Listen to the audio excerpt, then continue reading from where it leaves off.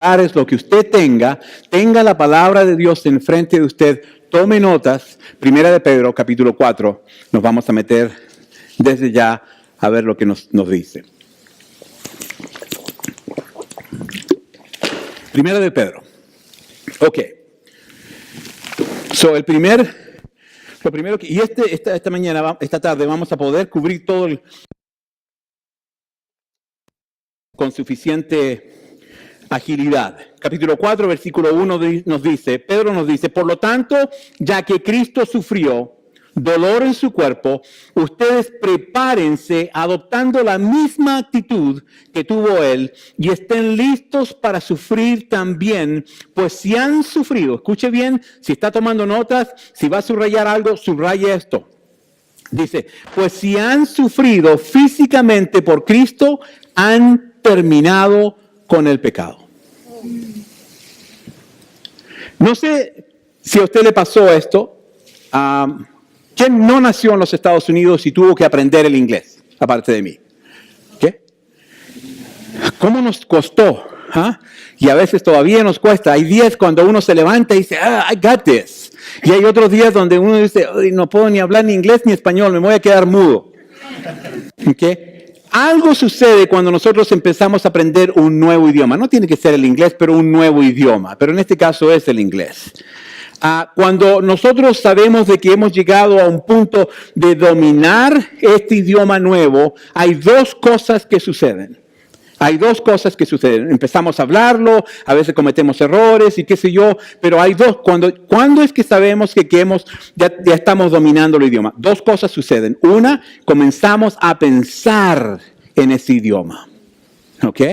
Digo, wow, ¿qué pasó aquí? Uno se empieza a asustar. Oh, estoy pensando en inglés, cuando mi primer lenguaje era el castellano. Y lo segundo que sucede es que empiezo a soñar en ese nuevo idioma. Entonces, cuando llegamos a poder capturar, a poder tener un entendimiento, un conocimiento más grande, podemos captar más el idioma, esas dos cosas suceden. Y lo mismo sucede cuando nosotros sufrimos por Cristo. ¿Qué es lo que sucede? Dice la Escritura que hemos terminado con el pecado. Imagínese usted, la Escritura nos dice que cuando nosotros sufrimos por Cristo, hemos terminado con el pecado. ¿Cómo es posible que Pedro nos pueda decir eso? Es imposible sufrir por Cristo y decirle sí al pecado. ¿Me está entendiendo?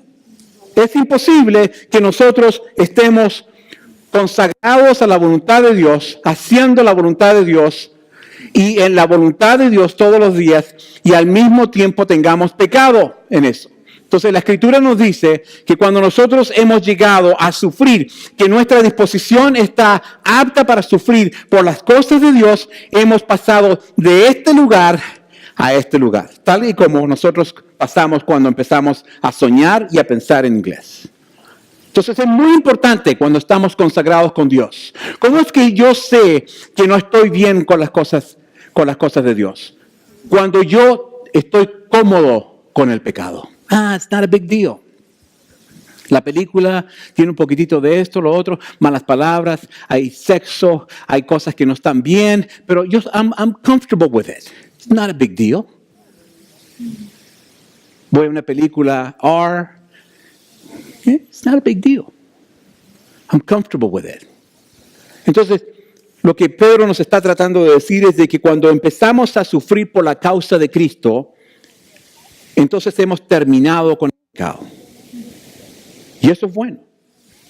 Porque eso ha sucedido, mire el estilo de vida que Pedro dice que tendremos ahora en adelante. Mire el versículo 2. Dice, no pasarán el resto de la vida siguiendo sus propios deseos, sino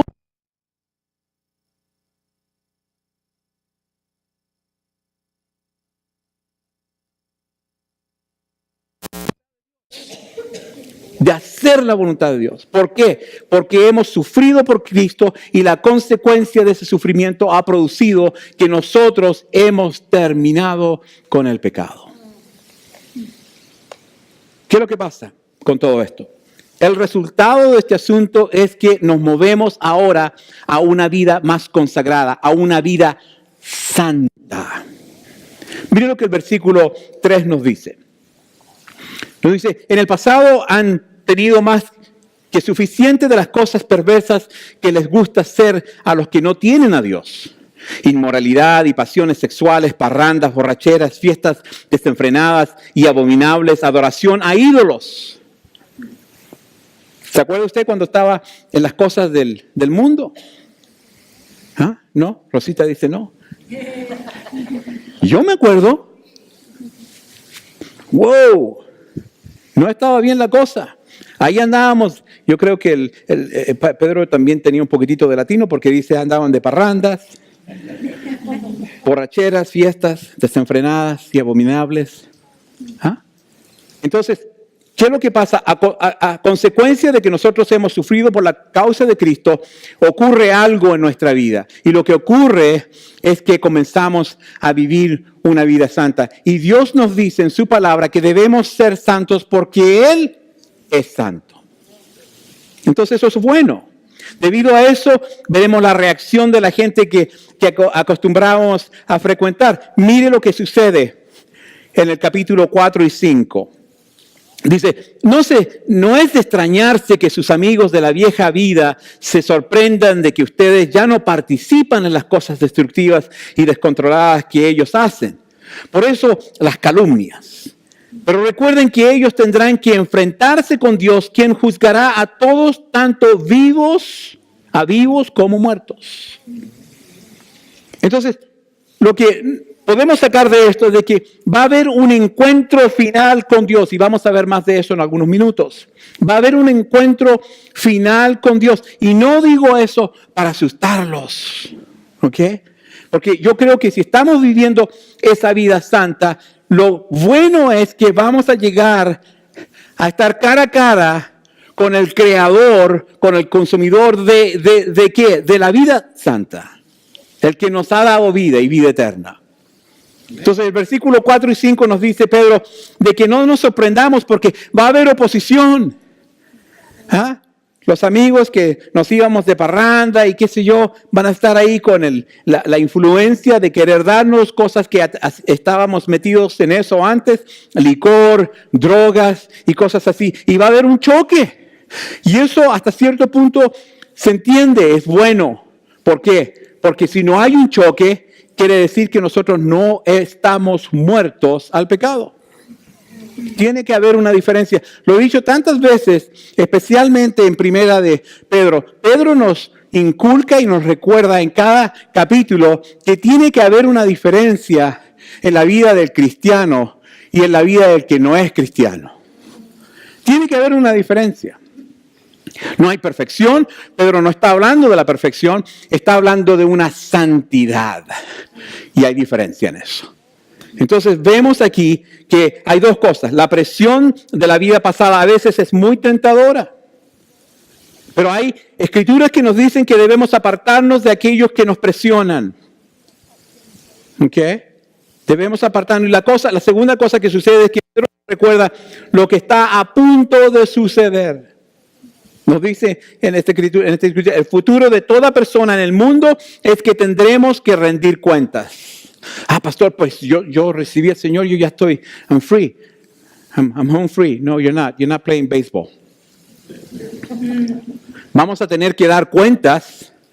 Nuestra salvación ya está hecho. Ese asunto no es discutible. Lo que sí vamos a tener que hacer es dar cuentas de lo que hicimos con lo que Dios nos ha dado a nosotros. Mire el versículo 6. Hablemos un poquitito de la vida eterna. Hablemos de eso. Dice el versículo 6, por esta razón la buena noticia fue predicada a los que ahora están muertos. Aunque fueron destinados a morir como toda la gente, ahora, escuche bien, ahora vivirán para siempre con Dios en el Espíritu. Amén. En estos momentos en el cielo hay billones y billones y billones de personas que recibieron a Jesucristo como su Salvador y están gozándose de lo que Dios les prometió. Déjeme decirle, con ese asunto yo tengo un poco de problema. ¿Sabe qué problema tengo? celos. Y yo sé, leímos en el capítulo 2 que no debíamos deshacernos de los celos, de la envidia y todo, pero tengo celos, estoy confesándole el hecho de que me imagino lo que está sucediendo en estos momentos en el cielo. Que cada creyente ahora goza de lo que Dios nos ha prometido a todos nosotros. Pero hay gente que ya se ha ido, que ya no está acá, y ahora se gozan. Hay indicaciones, y no quiero meterme en escatología en estos momentos, pero hay algunas escrituras que nos dicen y si esto lo confunde un poco, venga y hábleme, pero en los estudios que yo he hecho, que hay posibilidades, hay algunas escrituras que nos dicen que hay posibilidades de que algunas veces los que están en el cielo puedan ver lo que está sucediendo aquí en la tierra. ¿Qué? Lo escribí y lo tengo bien estudiado. Hay unas escrituras que nos dicen que nos pueden dar a conocer ese asunto. Yo creo que si eso es verdad, ellos añoran la venida de Jesucristo para que nosotros también podamos recibir lo que ellos están gozando en estos momentos. Entonces, aquí vemos que si nos morimos al pecado, ahora usted no tendrá que morir de nuevo. Si morimos al pecado, no morimos de nuevo.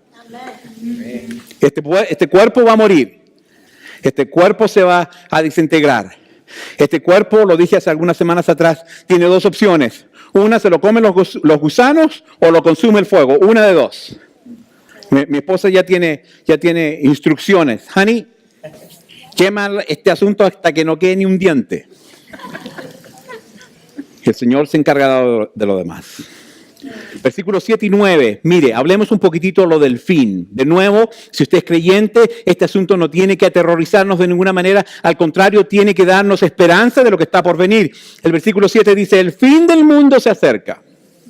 No lo dice el pastor Leo, lo dice la Escritura. El fin del mundo se acerca. Por consiguiente, sean serios y disciplinados en sus oraciones. Lo más importante de todo es que sigan demostrando profundo amor unos a otros, porque el amor cubre gran cantidad de pecados. Y el versículo 9 dice, abran las puertas de sus hogares con la alegría al que necesita un plato de comida o un lugar donde dormir. Demos hospitalidad a otros, porque nunca sabemos lo que ellos están pasando. A veces nuestra mente se va a lugares donde no debería irse. Vemos a una persona en una condición difícil, a lo mejor no están respondiendo como deberían responder y nosotros en vez de ayudar, a veces parecemos que somos una roca que les hace tropezar. Y a lo mejor podemos hasta juzgar porque no están actuando como debería actuar una persona normal. Entonces tenemos que tener cuidado. Pero la Escritura nos dice, sin discusión alguna, el fin del mundo se acerca. ¿Qué? Hoy hay muchas iglesias que están repletas de gente que escuchan a pastores decir que el rapto de la iglesia no va a suceder. Si usted escucha a algún ministro decir eso, apague la televisión, la radio, lo que sea, no se meta en ese asunto. Por eso que parezco loro o perico, como dicen ustedes, o como decimos en México. Repito, se lo dije a alguien ayer, le dije, la advertencia más grande que nosotros podemos tener, que tenemos en estos momentos enfrente de nosotros, es el hecho de que Mateo 24 nos dice que los discípulos llegaron a Jesús y le dijeron, Maestro, dinos qué es lo que va a suceder en los últimos días. Y Jesús les dice, en los últimos días muchos serán engañados. Ese es el peligro más fuerte que usted y yo tenemos, aparte del hecho de creer que tenemos suficiente tiempo. Porque no tenemos suficiente tiempo. ¿Ok? Entonces es importante que nosotros entendamos eso. Primera de Tesalonicenses, capítulo 4, versículo 16. Lo leo en la Reina Valera antigua. Mire lo que dice la Escritura. Dice, porque el mismo Señor, con aclamación, con voz de arcángel y con trompetas de Dios, descenderá del cielo. Ok. Alguien no captó ese asunto. Diga conmigo, descenderá del cielo. Y sigue la escritura diciendo, y los muertos en Cristo resucitarán primero, luego nosotros los que vivimos, los que quedamos juntamente con ellos seremos arrebatados. Aleluya. Dice, las nubes a recibir al Señor en el aire y así estaremos siempre con el Señor. No, este pasaje no está hablando de la segunda venida de Jesús, que son dos cosas diferentes. Hemos hablado mucho de eso. Hay dos cosas que están por venir. Una es el arrebatamiento o the rapture de la iglesia y que implica que el Señor Jesús viene en las nubes y nos arrebata, eso es lo que está diciendo la palabra, nos arrebata y nos juntamos con Él en las nubes y nos vamos con Él al tercer cielo. Para que eso ocurra, según los estudios que yo tengo, no hay ningún requisito para que eso suceda. Eso puede suceder en los siguientes 3 segundos. Para la segunda venida de Jesús sí hay algunos requisitos que todavía se tienen que cumplir y en estos momentos hay algunos requisitos que ya se están cumpliendo. Por ejemplo, la llegada del pueblo de Israel a Israel. En estos momentos hay una cantidad exuberante de gente, de judíos llegando de nuevo a Israel. Y esa es parte de lo que tiene que cumplirse para la segunda venida del Señor. Ok. Veamos, y la pregunta aquí es, ¿qué está usted contribuyendo? Versículos 10 y 11, mire lo que dice. 10 y 11 dice, Dios, de su gran variedad de dones espirituales, les ha dado un don a cada uno de ustedes. Úsenlos bien para servirse los unos a los otros. ¿Ok? Lo voy a decir de nuevo. Úsenlo bien para servirse los unos a los otros. Los dones que nosotros tenemos tienen como propósito el servirnos los unos a los otros, no servirnos a nosotros, es servirnos los unos a los otros. El versículo 11 dice, ¿has recibido el don de hablar en público? Entonces habla como si Dios mismo estuviera hablando por medio de ti. ¿Qué? Hay algunos que dicen, no, pastor, estás loco, yo no recibí ese don. Me tiemblan las piernas solamente de que me llamen a hacer algo. Porque tenemos miedo de public speaking. Okay, pero si uno tiene ese don, yo me acuerdo la primera vez, me acuerdo hasta hoy día, 30 y tantos años atrás, cuando alguien me pidió leer una escritura, casi me desmayo. Pero si el Señor nos da ese don, tenemos que ejercitarlo. Entonces dice la Escritura, ¿ha recibido el don de ayudar a otros? Ayúdalos con toda la fuerza y la energía.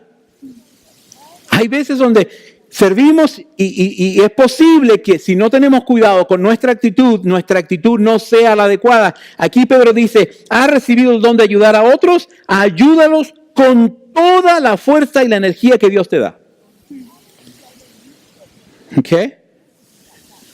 Y dice, así cada cosa que hagan traerá gloria a Dios por medio de Jesucristo. A Él sea toda la gloria y todo el poder por siempre y para siempre.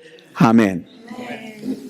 Te voy a decir dos cosas con respecto a lo que Pedro nos dice con respecto a los dones. Una, si usted no conoce sus dones, usted tiene un problema muy grande en sus manos. Lo digo de nuevo. Si usted no conoce sus dones, usted tiene un problema muy grande en sus manos. Una de las cosas que hicimos hace un tiempo atrás fue un cuestionario de los dones. Hay más o menos 21 dones que Dios nos da. A través de las Escrituras hicimos un cuestionario para que la gente lo tomara y viera cuáles son los dones. Esos están atrás en la mesa de información. ¿Qué? La segunda cosa que le voy a decir con respecto a los dones es que si usted conoce sus dones y no los está usando, usted no tiene un problema en sus manos, usted tiene una catástrofe en sus manos. En el libro de Mateo, el capítulo 25, los versículos 14 al 30, vemos la famosa parábola que nos muestra los 3 individuos y más importante aún que eso, vemos la reacción de Dios con respecto a la manera que estos hombres usaron lo que Él les había dado. Usted sabe con respecto a la parábola dice que habían 3 siervos que llega el señor, el dueño de este lugar, y les reparte a ellos diferentes cantidades de dinero. Y eso lo hace, repartiendo la cantidad de dinero, lo hace basado en esto, lo hace basado en la capacidad de cada uno. ¿Qué? Y a veces nos preguntamos, ¿por qué es que el Señor le da más a otros y no me da a mí? Muy buena pregunta, porque hay solamente dos respuestas. Una es de que yo tengo suficiente capacidad para adquirir más, porque lo que ha sucedido en el pasado es que el Señor me ha dado un poco y lo he podido administrar bien. ¿Se da cuenta? Y el otro tiene que ver con eso que acabo de decir. Es cómo estoy administrando lo que Dios nos está dando. To whom much is given, much is required. ¿Ok? Entonces, vemos en la parábola de que el Señor se va a ir y les dice, tú, Juanito, te voy a dar 5 bolsas de plata. Y la Escritura nos dice de que Juanito pudo multiplicar eso en el doble. Tuvo 5 bolsas de plata. Cuando el Señor vino de vuelta, no le dio 5, le dio 10 de vuelta. Multiplicó lo que había recibido. El segundo señor recibe 2 bolsas de plata y hace lo mismo. Cuando el jefe llega, no le entrega 2 bolsas. Hey, señor, aquí tú me diste 2 bolsas, aquí están las 2 bolsas. No, le da 4 bolsas. Multiplicó también lo que le había dado. Y después el tercer individuo, dice la Escritura que le habían dado 1 bolsa y que cuando llegó el capataz, cuando llegó el jefe, no le entregó nada. Porque incluso lo que le habían dado, lo enterró en la tierra. Ese es un problema grandísimo, grandísimo. Eso nos debería hacer correr a nosotros a entender, si es que no lo entendemos todavía, cuáles son los dones que Dios nos ha dado. Porque esta es la realidad. Dios viene para una iglesia que está actuando en fe. Y para actuar en fe debemos trabajar. ¿Ok? Porque sentarse aquí nada más, eso es fácil, no requiere ninguna fe. Es más, miento. Si hay fe de que la silla va a soportar 100 y tantos, iba a decir cuánto es mi peso, pero... Qué fácil nos sentamos y decimos, ¿sabes qué? La silla no tiene ningún problema, tengo fe que la silla me va a aguantar. Pero lo que Pedro nos está diciendo es que hay dones que cada uno de nosotros hemos, y todos, no, el pastor tiene dones, no, el pastor tiene algún don, pero cada persona en este lugar tiene por lo menos un don. Cada persona. ¿Ok? Entonces, mire lo que, debido a este asunto, tenemos que hablar de la respuesta de Mateo capítulo 25, los versículos 14 al 30. Dice que esto sucedió al llegar el capataz, y esta fue la respuesta de él. Dice, pero el amo le respondió, ya cuando estaban enfrente de él y le habían dado cuenta, dice lo siguiente, y lo dice con respecto al último, al que no le dio ninguna bolsa, al que le escondió la bolsa y le dijo, tuve miedo. Dice, pero el amo le respondió, siervo perverso y perezoso. Si sabías que cosechaba lo que no lo sembré y recogía lo que no cultivé, ¿por qué no depositaste mi dinero en el banco? Al menos hubiera podido obtener algún interés de él. Entonces ordenó, quítenle el dinero a este siervo y déselo al que tiene las 10 bolsas de plata. Ahí está lo que le estaba diciendo recién. Hay veces donde decimos, oye, pues como que tiene suerte o qué. Porque siempre tiene más. Y la razón que algunos que tienen más es por esto. Es porque no han sido perezosos, es porque han sabido administrar lo que Dios les ha dado. Y muchas veces el Señor empieza con poquito, por lo menos lo ha hecho, yo lo he visto así, con poquito. Y le dice, toma, aquí te doy esto, a ver cómo te va. Entonces, esta fue la respuesta del amo. Y dice, a los que usan bien lo que se les dará aún más y tendrán en abundancia. Entonces la pregunta aquí es esta, si yo estoy sufriendo porque no tengo, ¿por qué será?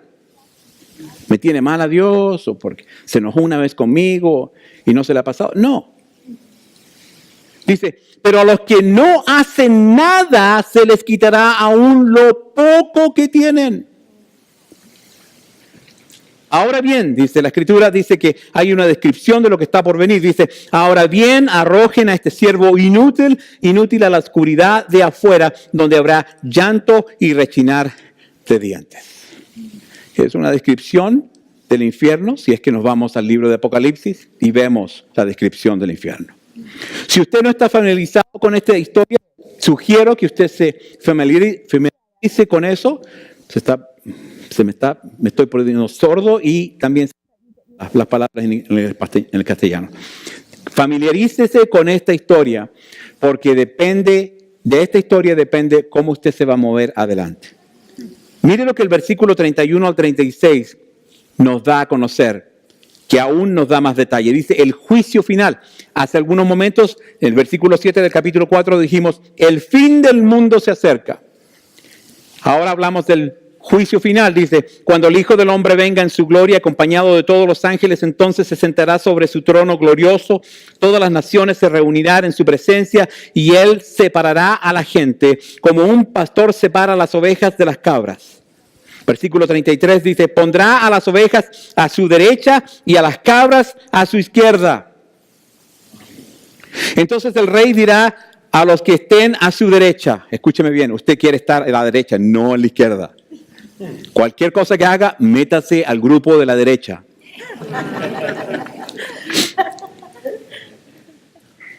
Dice, vengan ustedes que son benditos de mi Padre. Hereden el reino preparado para ustedes desde la creación del mundo. La intención de Dios desde el comienzo fue que nosotros tuviéramos herencia de Él. Amén. Dice, pues tuve hambre y me alimentaron, tuve sed y me dieron de beber, fui extranjero y me invitaron a su hogar, estuve desnudo y me dieron ropa, estuve enfermo y me cuidaron, estuve en prisión y me visitaron. Y así dice la Escritura. Así será el fin del mundo. En Mateo 13 nos dice, así será el fin del mundo. Los ángeles vendrán y separarán a los perversos de los justos y arrojarán a los malos en el horno ardiente donde habrá llanto y rechinar de dientes. Ahí está esa escritura de nuevo. ¿Qué? Digo esto, iglesia, usted ya me conoce, si ha estado conmigo por tiempo, de que mi intención no es asustar. Mi intención es ayudar a entender. My people perish for lack of knowledge. Si yo tengo un don, tengo también la responsabilidad de saber qué es el don que yo tengo. Es importantísimo que yo sepa. Si yo tengo un don y sé cuál don tengo y no lo estoy usando, you better do it. No porque el pastor Leo lo dice, pero porque la Escritura nos dice que hay un fin, que hay un lugar, que hay un momento donde estaremos cara a cara con el Señor, donde tendremos que dar cuentas de lo que hicimos con lo que Él nos dio. Punto y aparte. Es que el pastor León nunca nos dijo. Too late. ¿Ok? Ahora, versículos 12 al 19 y concluimos con eso. Y la pregunta aquí no es pregunta, es una exclamación. Dice, si estás sufriendo por la causa de Cristo, vale la pena. Vale la pena. Dice, queridos amigos, no se sorprendan de las pruebas de fuego por las que están atravesando como si algo extraño les sucediera. ¿Se ha dado cuenta que cuando usted se quiere acercar a Dios, cuando usted quiere hacer la voluntad de Dios, cuando usted está involucrando más en la iglesia, cuando usted se está involucrando más en la palabra de Dios, llegan ciertas cosas en contra de usted? ¿Ok? I hope you relate to that. Ayer estaba en el teléfono con alguien, andaba en la moto, ¿ok? Me fui, tenía que salir. Y ya casi al final del día me fui en la moto y ahí hay el camino nuevo ese que, Veterans Way, lindísimo el camino. Y ahí me meto y me pongo a hablar con alguien en otro país en la moto. Y ahí estaba, voy a confesar de nuevo, ahí estaba el celular y estaba el video y todo lo demás. Pero no estaba viendo mucho. Pero estaba yo en esa situación. Me había separado por un rato y me fui en la moto aprovechando la tecnología por esta razón. Tenía que hablar con alguien de algo crítico de su salvación. Y me fui en la moto a ese lugar porque hay veces donde estoy cerca de la casa que AT&T, que es el carrier que tengo en el teléfono, no me agarra, me bota. Y no quería meterme en eso, no quería botar la llamada, quería hablar y separarme de todo. Y mientras estoy en un momento crucial en la conversación con esta persona, la persona tiene un perrito y el perrito llega y se enferma ahí mismo al lado de la persona.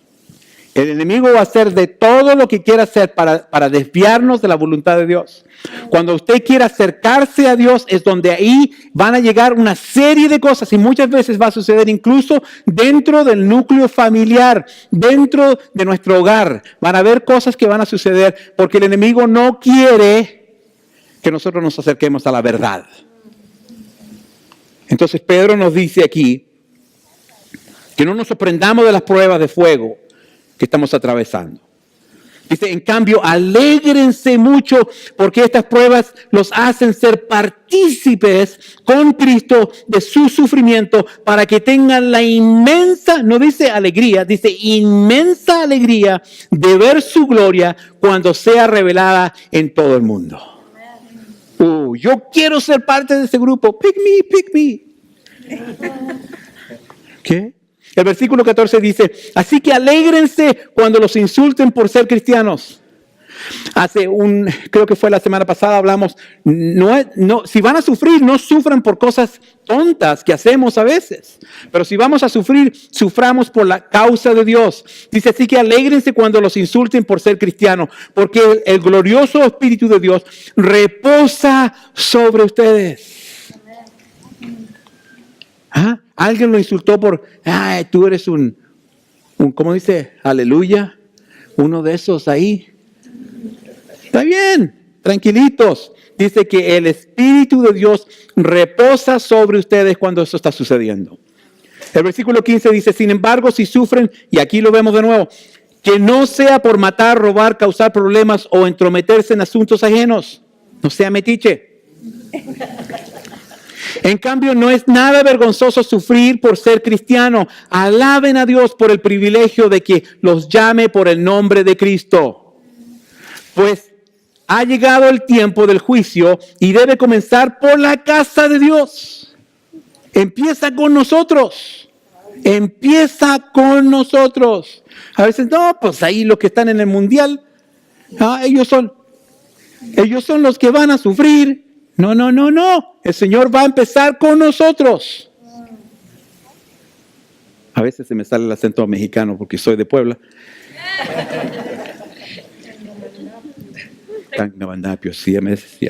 Entonces dice que el tiempo de juicio ha llegado y debe comenzar por la casa de Dios. Y si el juicio comienza con nosotros, qué terrible destino les espera a los que nunca obedecieron la buena noticia de Dios. Parece que estuviéramos leyendo un capítulo del libro de Apocalipsis. Y dice, si el justo a duras, escúcheme bien, y aquí hay un poco de humor. Si el justo a duras penas se salva, ¿qué será de los pecadores que viven sin Dios?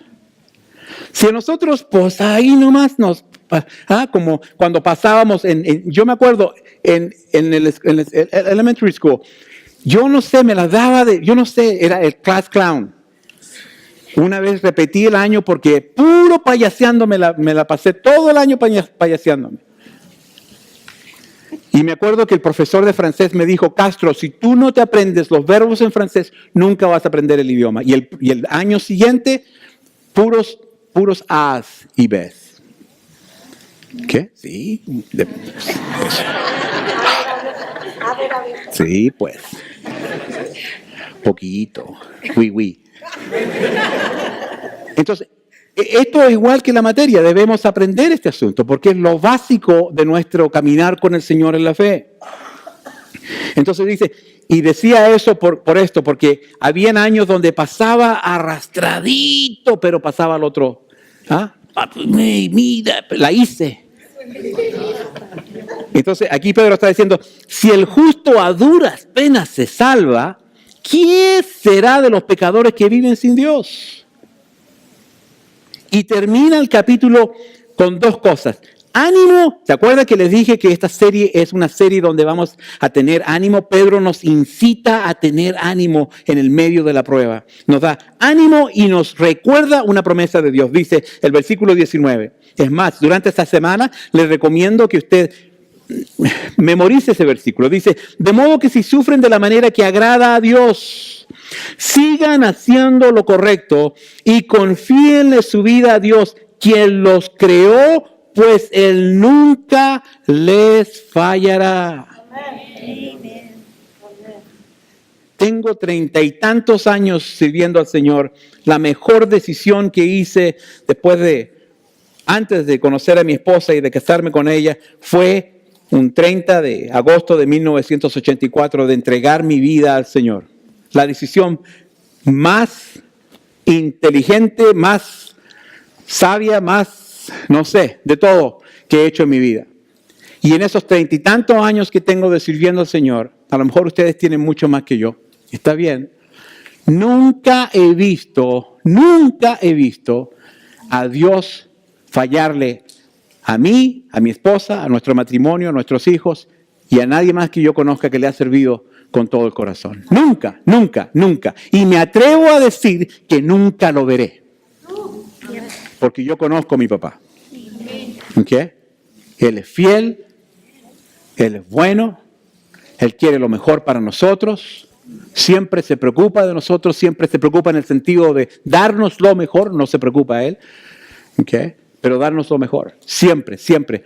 La Escritura nos dice que nosotros como padres terrenales, si queremos siempre lo mejor para nuestros hijos, ¿cómo no será nuestro Padre Celestial? Amén. Él quiere lo mejor.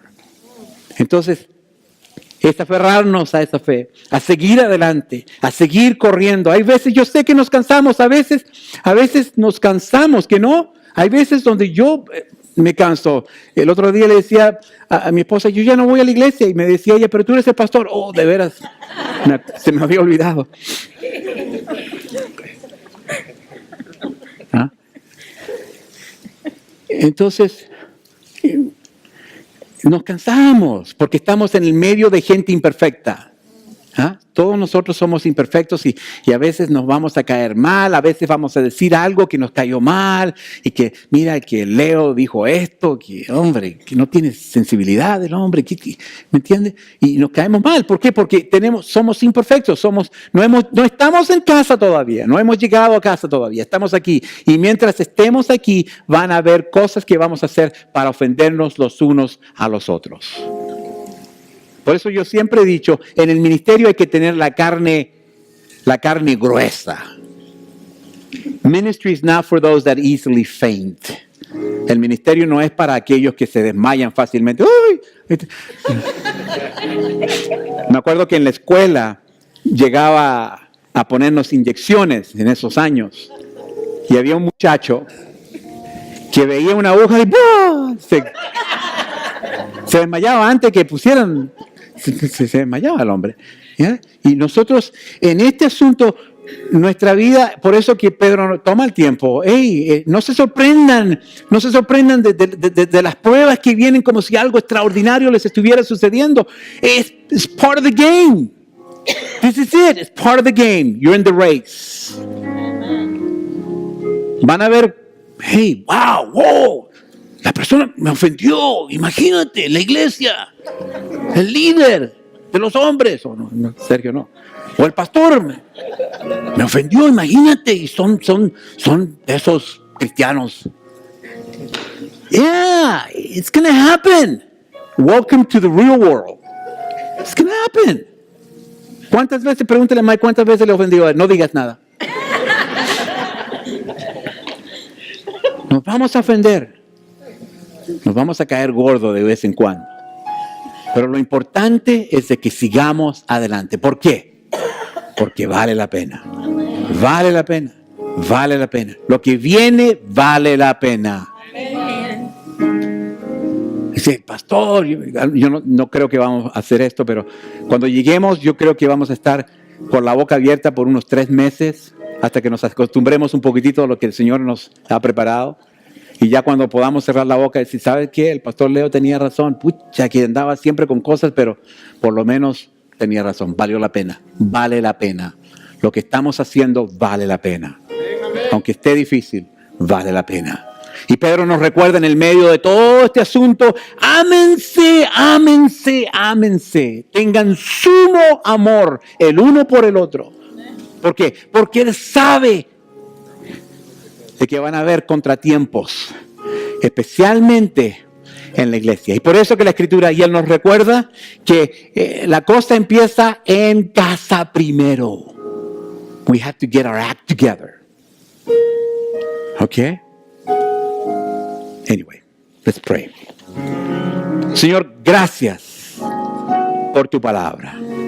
Gracias por tu inmenso amor. Gracias, Señor, porque si fueras que no te tuviéramos en nuestra vida, Señor, nuestra vida sería una miseria. Y lo era antes para aquellos de nosotros que no te teníamos en nuestra vida todo el tiempo. Te pido, Señor, que este pasaje que hemos leído, este capítulo 4 de Primera de Pedro, nos recuerde lo importante de amarnos y de todo lo que hemos leído y de la importancia de tener en nosotros el entendimiento y la actitud de que uno de estos días vamos a estar cara a cara contigo dándote cuentas. Yo te pido, Señor, que nos des fortaleza, sabiduría para tomar decisiones que nos van a poner en una situación cuando estemos cara a cara contigo de complacerte. De que tú puedas decir sin ningún trabalenguas, si eso es posible, bien hecho, buen siervo. Puedes pasar y gozarte por toda la eternidad de lo que te he estado preparando. Señor, ayúdanos. Ayúdanos si nos hemos descarrilado un poco, nos hemos salido de lo que tenemos que hacer. Ayúdanos, Señor, a volver hacia ti, Señor. To go back to our first love. Help us to go back to our first love. Si nos hemos desviado, si nos hemos enfriado. La Escritura nos dice, Señor, que en los últimos días el amor de muchos se enfriará. Señor, te pido en el nombre de Jesús que ese no sea el caso en nosotros. Si eso está sucediendo con alguno de nosotros, Señor, ayúdanos a volver hacia ti, a llegar a donde tú estás. Para que nuestro amor no se enfríe, pero al contrario. Te honramos, te damos gracias, Señor, y te pedimos que esta palabra que hemos recibido pueda ser prevalente durante la semana, en la casa, con la familia, en el trabajo, con nuestros hijos, con la gente que trabajamos y también aquí en casa, en iglesia. Señor, te honramos y te damos todas a ti las gracias por ser fiel y por tus promesas. En el nombre de Jesús. Amén. Que Dios les bendiga, hermanos.